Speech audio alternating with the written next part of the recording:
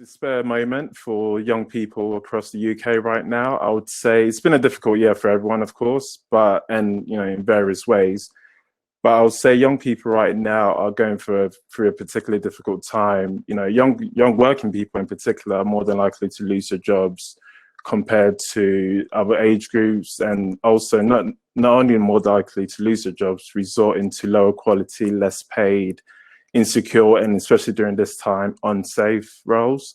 So right now, I would say one of the key things that I really want to speak about is in terms of long-term unemployment, how that affects young people.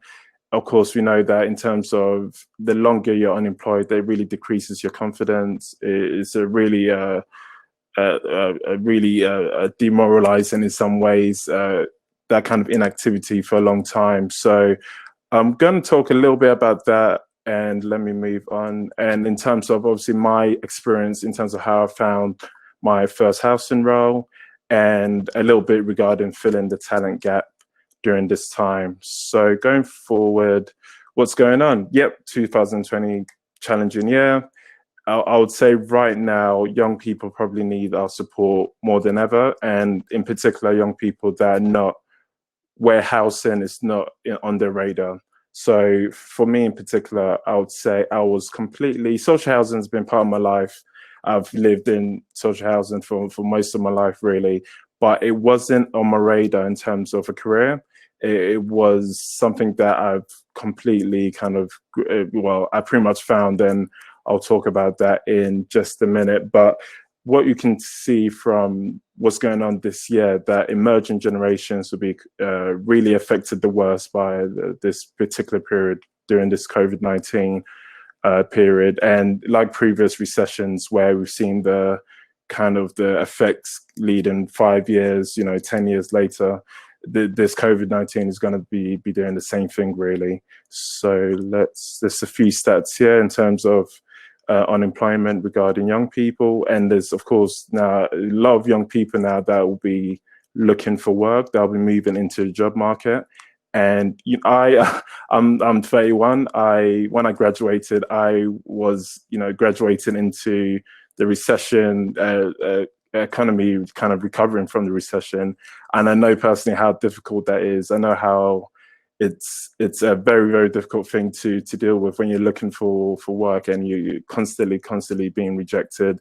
It's really difficult. So let's start how it changed my life. So for me, it really, I guess, starts with university. And at this point, you can see here a bit more hair than I have at the moment, but this is my first day of lectures. It's funny because you can notice that my shirt is kind of well ironed, and my trousers. That never happened again during my uni period. But of course, this was my first day of lectures. And at this point, I was completely unsure what I wanted to do in my career. I enjoyed business studies. I enjoyed that from secondary school and college, and I enjoyed the marketing aspect of business. So for me, it was that simple, really. I just kind of hopped into a marketing management degree.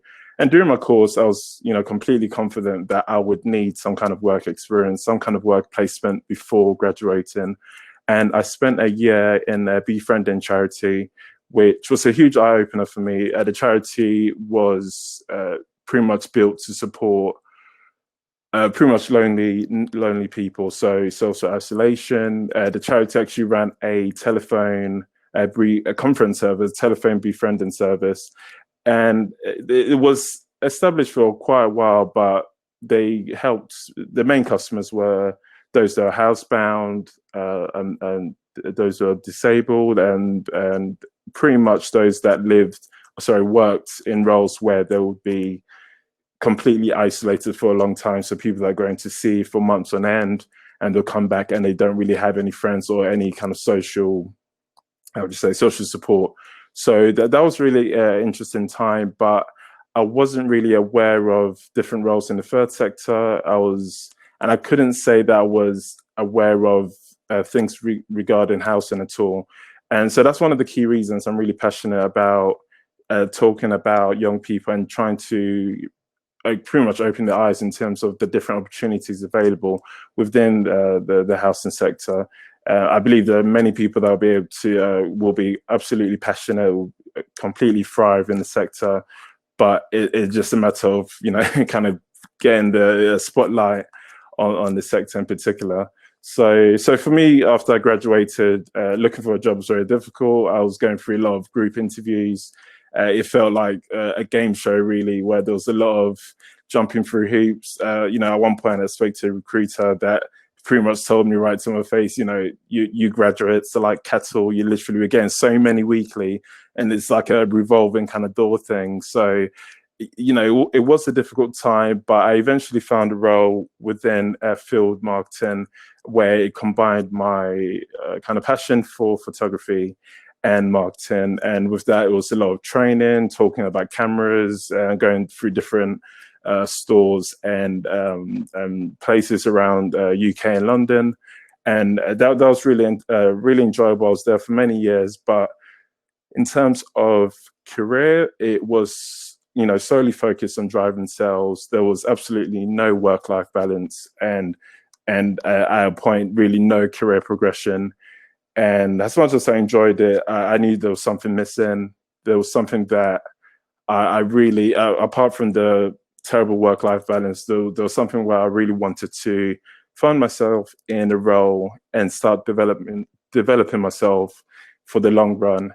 And I'm not sure if this is just a millennial thing or if it's just it might be a thing that's affected many generations. I'm not sure, but there was always I'm not sure why, there was always a focus on 30. Something when you turn 30, you have to have everything sorted. You have to have everything together. You have to have the role. You have to have that, and that I was putting a lot of pressure on myself. My work-life balance was non-existent. In some cases, I'd work 14 days in a row.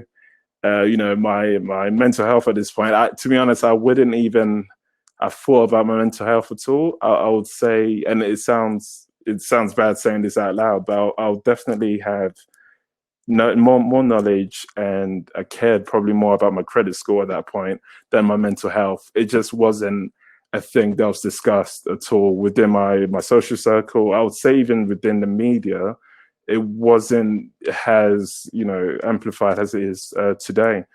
And so with all that kind of pressure I was putting on myself to find a better role, a job that I can build a career in, and on top of all of that, just not talking to anyone about it, just kind of keeping it all in. And this kind of pressure, and a lot of people know this now, but at that point I had no idea of the amount of pressure I was putting on myself, the amount of stress, and it kept on building up to a point where I completely was mentally ill. I got to a point where I reached a stage where I was hospitalized, and with that, I was kind of learning.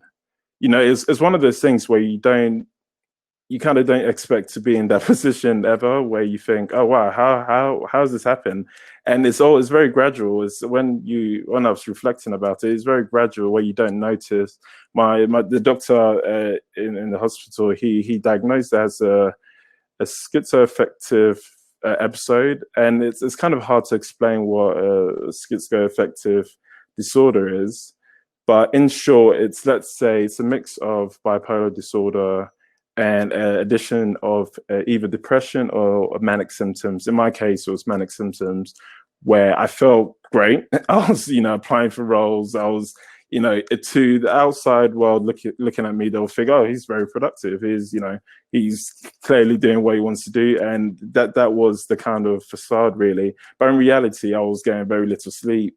And these things were all building up to a point where, I found myself in hospital. And during that time, during recovery, I had a lot of time to reevaluate what I wanted in a career, really, what I wanted to do in the long run. And I would say during that time, it was, it was a huge, at the time, actually, it wasn't a fun time, but I really look back quite fondly during that time, because it got me to really sit down and think, okay, I don't want to end up in this position again. I don't want to put this amount of stress on me again. What do I want in a career? And through that, I started volunteering with Age UK Islington. And that was a really important step for me because at that point, I haven't worked for some months now. And just being back in the office environment was a great way to rebuild my confidence. Great experience in terms of establishing what I really wanted to do in my next kind of full-time role. And through kind of my recovery period where I had a lot of support from, of course, NHS. God bless the NHS, they're amazing. And the doctors, occupational therapists, nurses, there's so many people that were helping me during my recovery that I really decided that my next role had to involve either supporting people or the community. That had to be, really much a core part of the role. And with Age UK, I was nominated for Islington Volunteer of the Year, which also was an amazing, morale boost. I didn't win, unfortunately, but even just being nominated was an amazing morale boost. And it led me to really, really focus on finding something at the time, really within the third sector.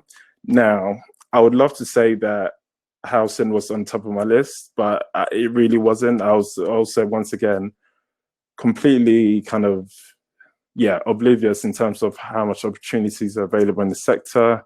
And it's one of those things where I really think it's something that one of the main reasons I'm part of the CIH Futures Board is I really want to make sure we're able to amplify the opportunities available, especially during this time where there's so many people that were expecting to go into a particular career, where that career is either, those jobs are either just, they're not there, or who knows when they'll be back. I think there's so, I hate to use that term of, make the best of a disaster, or whatever the phrase was, but I think this time is a really good opportunity to really, focus on how we can get young people interested in the housing sector and really to be able to sell. I guess I come from marketing, so I would say sell and promote the careers available there. So with that, I just want to share this quote because mental health is, of course, it feels like such a hot topic that it nearly seems like a trend. And this particular quote really helped me during my recovery. And it says, of course, if you're reading it, you're not your illness. You have an individual story to tell. You have a name, a history, a personality. Staying yourself is part of the battle. And that really, really helped me in terms of my recovery, because it can really shock your system when you go through something like that, especially when you're in hospital. You really think, okay, is this my life for the for the future? Really, is this how I'm gonna live? And it's such and I'll say, for me personally, this is why I'm really glad to really talk about it, because I think with this generation, I have a lot of friends that are teachers. The kids are so much more aware of their mental health. They're so much open in terms of talking about it, and we can't expect the leaders, for the emerging generation, we can't expect, you can't really not talk about it. I'm 31. I've been in various roles. I've never really talked about my mental health to any kind of manager or any kind of leader. And that really has to change it will have to change really going forward, because we can't really keep on operating in that way. We need to make that big change. So going forward, in terms of how I actually found that in my housing role, so looking for a new role, I was still volunteering, and I'm not sure what website I found it on, but I saw a role, Service Centre Advisor, Newlon Housing Trust. Now, as I mentioned earlier, I've been in social housing for most of my life, and Newlon managed they still do manage a estate that I used to live in. And I noticed the name and I thought, oh yeah, Newlon, I don't know much about housing, but worst case scenario, I get the interview, I mention a few blocks that they manage, and hey, it might show that I've done a lot of research, and hopefully that gets me the role.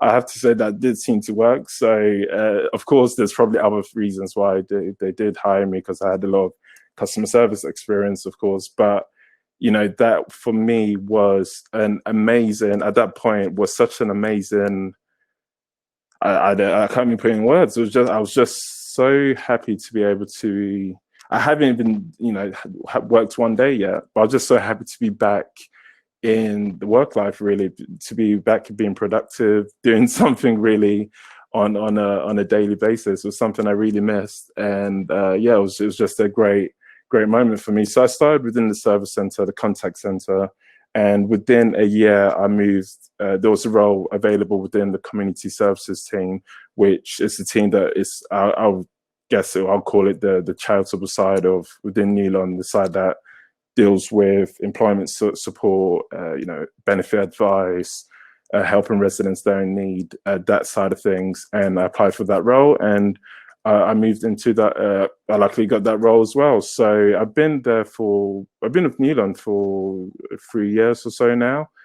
And for me, I would say housing has there's so much opportunities available in housing, especially during this time where I think, and I don't want to be a bit too bold in saying this, but I'll say in terms of how COVID-19 is affecting sectors, I'll say, you know, social housing are probably going to be one of the more, you know, I guess just less affected during this time. You know, and of course, we don't know what's going to happen in the long run.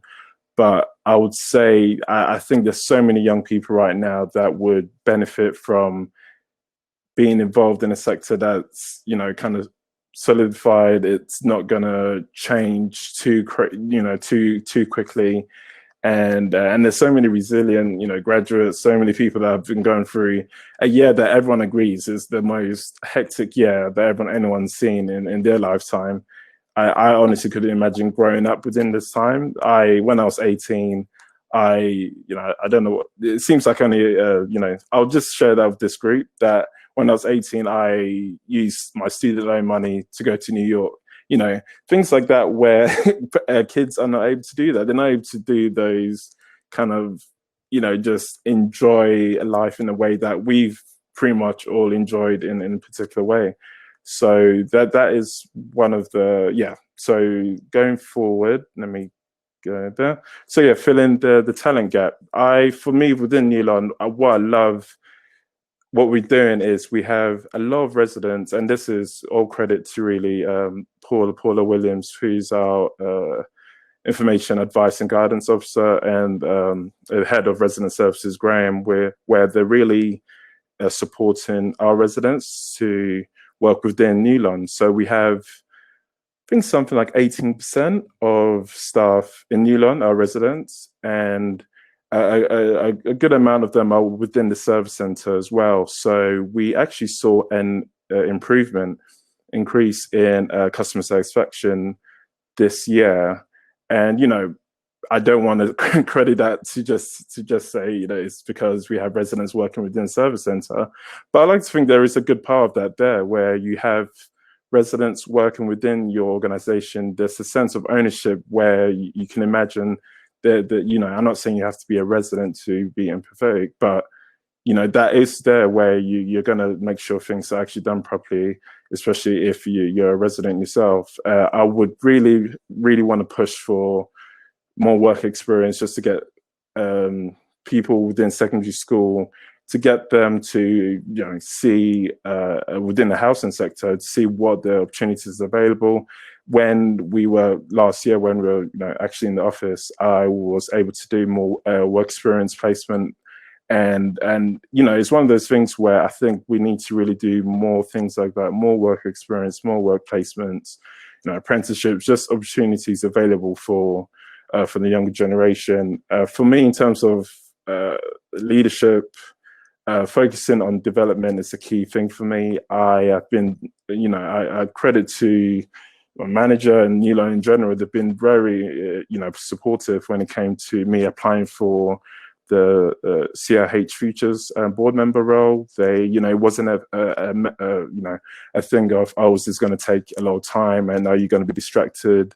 It was more so of, you know, go for it, you know, spread your wings, you know, kind of go ahead and do that. And, you know, I probably to the, I would say probably to the, sometimes the annoyance of a manager, I'm very much, I'm very much kind of open to try new things. I'm open to really develop myself, and that's one thing they've always supported in me, really. So that's one key thing I would hope to see in leadership now and in the future. And one big thing really is the CRH membership. I was, once again, completely new to housing, so I wasn't aware of the Chartered Institute of Housing. And for me, it was an email actually sent from, I believe it was the chief exec, which was sent from him to my manager at the time. And it was just simply, it was regarding the big conversation, and it was a quick email. This is going on.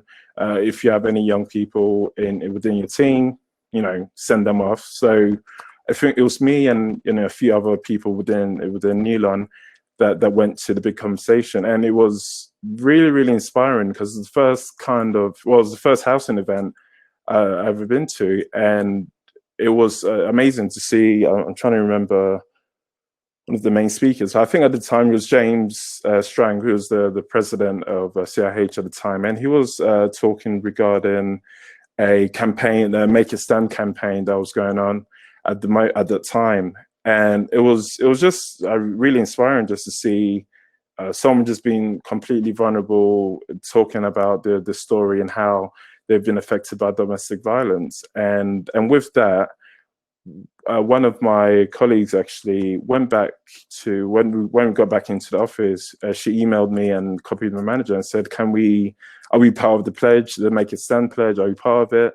And we weren't at the time. And, something like that, I wouldn't have been aware of it. And she definitely wouldn't have been aware of it. But, we came back really inspired, and we actually joined the pledge soon after that. And even with Aileen, the current president, this is one of the main reasons I wanted to kind of share my story regarding mental health. Is at the moment there is the ShineALight campaign, which Aileen is pushing forward. And with leaders, I don't think, as I mentioned before, I really think we need to make sure we're not scared to talk about mental health within the workplace. I understand, of course, it is very difficult. I can see where, especially within a leader, where the stereotypical leader is very strong and there's nothing they can do wrong. I think we need to kind of break that down and kind of lead to a more, just a bit more of a kind of sensible way of looking at how leaders can support people that more than likely would be going through mental health issues and mental illness that they're not going to be aware of. So that's one big thing that I want to get across really today. And yeah, so please, I'm assuming everyone knows how to use a QR code at the moment. So please, if you can, donate what you can to the Aileen's campaign. CRH are working with Mind. It's Mind definitely was a great source for me when I was just figuring out what's going on in my mind at that time. So it's a charity that I really do care about, and if you can, of course, donate what you can to a really great cause. So I'll leave that there for a little bit so that you can scan it. But if you want, you can also just go to Aileen's Twitter page, or I'm sure you can Google CRH fundraising Mind, and hopefully that should pop up. And let's I'm just aware of the time, so let me make sure James is able to go ahead of his. Please get in contact with us. Don't be shy. I also run a YouTube with CRH. I have a YouTube vlog that I do now and then, and of course we have Twitter, and you can feel free to email as well. And thanks for listening, and yeah, have a great Christmas.